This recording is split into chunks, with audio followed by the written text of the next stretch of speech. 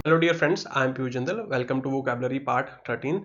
आज की इस क्लास में हम हिंदू का वर्ड जो है वो डिस्कस करेंगे। वर्ड देखिए क्या है, मोरीबंड। स्पेलिंग्स देख लीजिए, MORIBUND। और ये UND जो लिखा हुआ है ना, UND वाले जो वर्ड्स होते हैं ध्यान देंगे, ये नाउन भी हो सकते हैं और ये एडजेक्टिव भी हो सकते हैं और ये वर्ब भी हो सकते हैं। वो सिचुएशन डिसाइड करेगी, वो मतलब वर्ड टू वर्ड वेरी करेगा। जैसे मैं यहाँ पे लिखूँ साउंड, तो जो साउंड है ये हमारा नाउन है। अगर मैं यहाँ पे लिखूं राउंड, तो राउंड जो है ये हमारा एडजेक्टिव है। अगर मैं लिखूं बाउंड, तो जो बाउंड है ये हमारा एक वर्ब है। ठीक है, वैसे ही अगर मैं मोरीबंड की बात करूं, ये हमारा एक एडजेक्टिव है। अब बात करते हैं इसके मीनिंग की। मीनिंग जो निकलता है वो रूट वर्ड से सिखाने की कोशिश करता हूं। देखो यहाँ पे लिखा हुआ मोरी, मोरी लिखा, या फिर मैं यहाँ पे लिखूं मोर, या फिर मैं लिखूं मॉट। तो इनका जो मीनिंग होता है ना, ये रूट वर्ड्स होते हैं, इनका मीनिंग होता है डेथ। क्या मीनिंग होता है? डेथ। आपने मॉट से एक वर्ड तो जरूर सुना होगा, दैट इज मॉर्टल। सुना है मॉर्टल? तो मॉर्टल का मीनिंग क्या होता है बेसिकली? मॉर्टल का मीनिंग आपने वो सेंटेंस सुना होगा, मैन इज मॉर्टल। मैन इज मॉर्टल का मतलब क्या है कि जिस इंसान ने जन्म लिया है उसका मरण भी होगा ही होगा, उसकी जो डेथ है वो निश्चित है।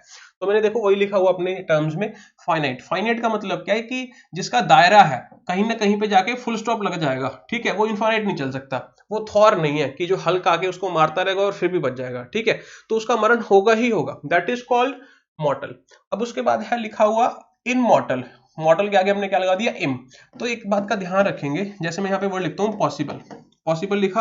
अब पॉसिबल के आगे मैंने यहाँ पे इम का यूज कर लिया, तो इम्पॉसिबल का मतलब something that is not possible. तो ये ऑपोजिट बना देता है वर्ड, ये जो प्रीफिक्स है। सिमिलरली यहाँ पे इम यूज हो रहा है मॉर्टल के आगे, something that, somebody that is not मॉर्टल।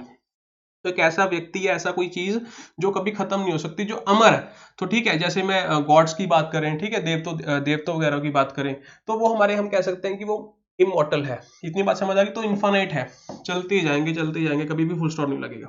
अब उसके बाद बात करते हैं फैटल, FATAL। उसके बाद बात करते हैं लिथल। इन दोनों का मतलब भी डेथ से रिलेटेड है। फैटल का बेसिकली मतलब होता है something that is causing death, वो डेथ को कॉज कर देगा। ठीक है, या कॉज कर रहा है।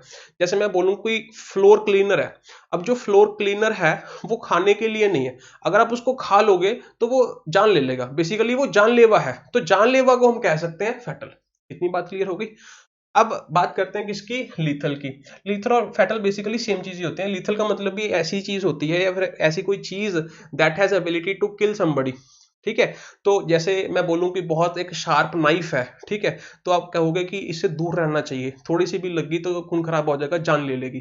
तो वो हमारी लिथल है। ठीक है, मैं कहूँ कि सांप का जो वेनन होता है, जो उसका सलाइवा होता है, जो स्क्रीट करता है, तो वो लिथल है, वो जानलेवा है। हमारे अंदर चला गया, जान ले लेगा। वैसे ही हमने लिखा गन्स लिखा, पॉइजनस स्पाइडर्स लिखा, तो उस केस में हम लीथल वर्ड का यूज करते हैं। बेसिक वर्ड्स आपने सुने होंगे। और हम डेडली भी कह सकते हैं। क्या कह सकते हैं? डेडली। तो डेडली हमारा क्या एडजेक्टिव है? क्लियर है? अच्छा, जो लीथल वर्ड है ना, इसको हम एक और तरीके से भी यूज करते हैं, लीथल कॉम्बिनेशन। आपने सुना होगा, सुना होगा ना लीथल कॉम्बिनेशन।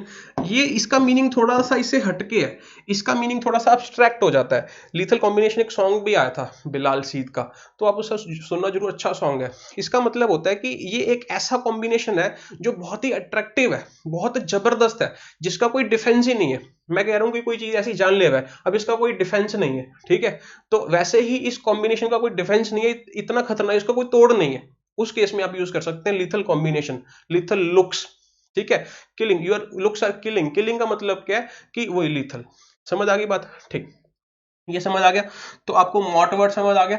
और एक चीज से और सिखानी थी कि एडजेक्टिव से, कि ये जो AL लिखा हुआ, ध्यान से देखो, सबके पीछे AL लिखा हुआ है, तो ये AL हमारा सफिक्स है, तो जिसके पीछे भी हम AL का यूज करते हैं वो हमारे क्या बन जाते हैं? एडजेक्टिव्स। ये बात क्लियर होगी? अब आते हैं हमारी मोरी पे। जो मोर वर्ड है, इससे आपने एक वर्ड सुना होगा, मॉर्बिड। सुना है? सुना होगा, ये भी एक एडजेक्टिव होता है। इसका मतलब क्या होता है? इसका मतलब होता है कि जब आप डेथ के बारे में बहुत ज्यादा सोचते हैं, you are thinking too much of death. ठीक है, तो उस केस में हम ये वर्ड यूज करते हैं मॉर्बिड। जब आप डिजायर दिखाते हैं, स्ट्रॉन्ग डिजायर, एक्सप्रेसिंग, हैविंग और एक्सप्रेसिंग स्ट्रॉन्ग इंटरेस्ट और desire in sad unpleasant things, specially death और डिसीज। ठीक है, तो उस स्टेट को हम कहते हैं, या उस सिचुएशन को एक्सप्रेस करने के लिए हम कहते हैं मॉर्बिड।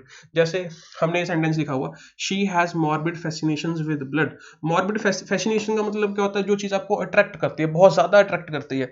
तो इसका मतलब क्या है कि खून खराबा आपको बहुत ज्यादा अट्रैक्ट कर रहा है, ठीक है, और वो खून खराबा जान लेने वाला है, ठीक है।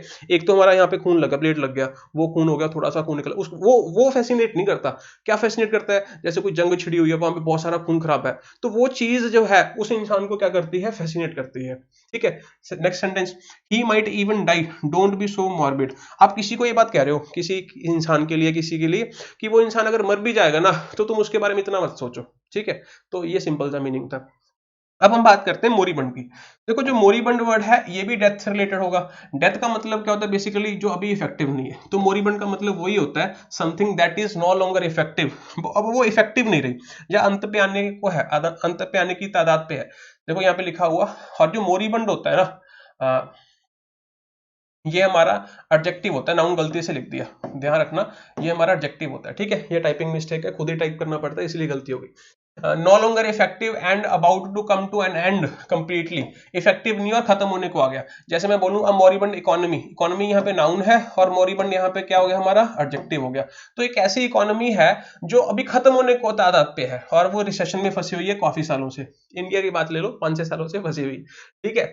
और ये हिंदू में आया ये आज, और यहाँ पे देखो क्या लिखा हुआ, seeking to revive the moribund spirit. Spirit का मतलब क्या होता है, एक ऐसी फीलिंग जो, जिसको हम जोश कहते हैं, जोश उसका खत्म हो गया, ठीक है, अंध होने को आ गया उस पर, और उसको क्या करना है, हमें रिवाइव करना है। रिवाइव का मतलब क्या, उसको फिर से जिंदा करना है। रिवाइवल कैप्सूल सुने होंगे आपने, सलमान खान की ऐड आती है, ठीक है। और मोरिबंड का एक और मीनिंग भी होता है, तब भी एडजेक्टिव होता है, जब हम कहते हैं कि कोई चीज बहुत ही बुरी कंडीशन में है, मरने वाली हालत में है, ठीक है, खत्म हो रही है। मोरिबंड प्लांट कह सकते हैं, मोरिबंड पेशेंट कह सकते हैं, एक ऐसा पेशेंट जो खत्म होने की तादाद पे है, ठीक है, इस तरीके से।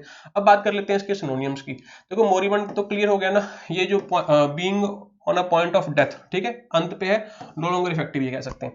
अब ऑब्सोलीट में क्या होता है, ऑब्सोलीट का मतलब होता है कि कोई चीज जो है वो भी इफेक्टिव नहीं है, ठीक है, हम उसको यूज नहीं कर रहे, क्यों, क्योंकि वो आउटडेटेड हो गई, क्योंकि हमने कुछ नया इन्वेंट कर लिया। ये मैं ये नहीं कह रहा कि वो जो है अभी डेथ होगी, उसकी डेथ होगी अल्टीमेटली, लेकिन दोनों में थोड़ा सा डिफरेंस है, आप ये समझो। हमने उसको अपनी मर्जी से छोड़ा, क्यों छोड़ा, क्योंकि हमने उसको कुछ नया इन्वेंट कर लिया, इसी वजह से वो ऑब्सलीट होगी, क्या होगी, ऑब्सलीट होगी। तो इसको हम कह सकते हैं समथिंग दैट इज आउटडेटेड। क्या कह सकते हैं, आउटडेटेड, ओल्ड फैशनड कह सकते हैं, उसको हमने यूज करना छोड़ दिया, ठीक है। कोई ऐसा कपड़ा है, या फिर कोई शर्ट्स है इस तरीके की, कोई जीन्स है, ठीक है, वेल बॉटम था, हमने खत्म कर दिया, यूज करना छोड़ दिया, ठीक है। तो उस तरीके से हम यहाँ पे कह सकते हैं वो ऑब्सलीट है। अब मोरिबंड का मतलब मैंने आपको बता दिया, कोई चीज ऐसी है जो एक्सपायर हो रही है, एक्सपायरिंग कह सकते हैं, या फिर फेडिंग कह सकते हैं, कोई चीज फेड हो रही है, या फिर और क्या कह सकते हैं, डिक्लाइनिंग कह सकते हैं। इस तरीके से हम इसको यूज कर सकते हैं, थोड़ा सा फाइन डिफरेंस है, आई होप आप इसको समझ गए होंगे। जो आर्केक है, आर्केक और ऑब्सलीट दोनों एक दूसरे के एग्जैक्ट सिनोनियम है, ठीक है। जैसे मैं बोलूं, आर्केक लॉज हो गए, या कोई और चीज हो गई, ठीक है, हमने उसको यूज करना छोड़ दिया, लॉ हमने यूज करना छोड़ दिया, क्योंकि हमने नया लॉ बना लिया, ठीक है। तो उस तरीके से हम आर्केक वर्ड का यूज कर सकते हैं। हाँ, एक्सटेंट वर्ड, एक्सटेंट भी क्या होता है, नो लॉन्गर, लेकिन यहाँ पे नो लॉन्गर एग्जिस्ट है। एग्जिस्ट कौन करता है, बींग्स, कौन करता है, बींग्स। तो ये वाला जो वर्ड है ना, ये वर्ड यूज होता है प्राणियों के लिए, या एनिमल्स हो गए, ठीक है, बेसिकली एनिमल्स वगैरह के लिए, स्पीसीज, जाति के लिए, that is an extent species, ठीक है। स्पीसीज जो होती हैं, जाति होती हैं, कोई बर्ड्स हैं, कोई एलिफेंट्स हैं, तो अगर उनकी जाति खत्म हो रही है, कोई टाइगर्स की जाति खत्म हो रही है, तो हम कह सकते हैं कि दे आर एक्सटेंट नाउ, कि अगर अब वो और नहीं, इंडेंजर्ड स्पीसीज हम कहते हैं जिसको, ठीक है। तो आई होप आपको समझ आया होगा। कोशिश करना एक सेंटेंस बनाने की। This is Piyush signing off, bye.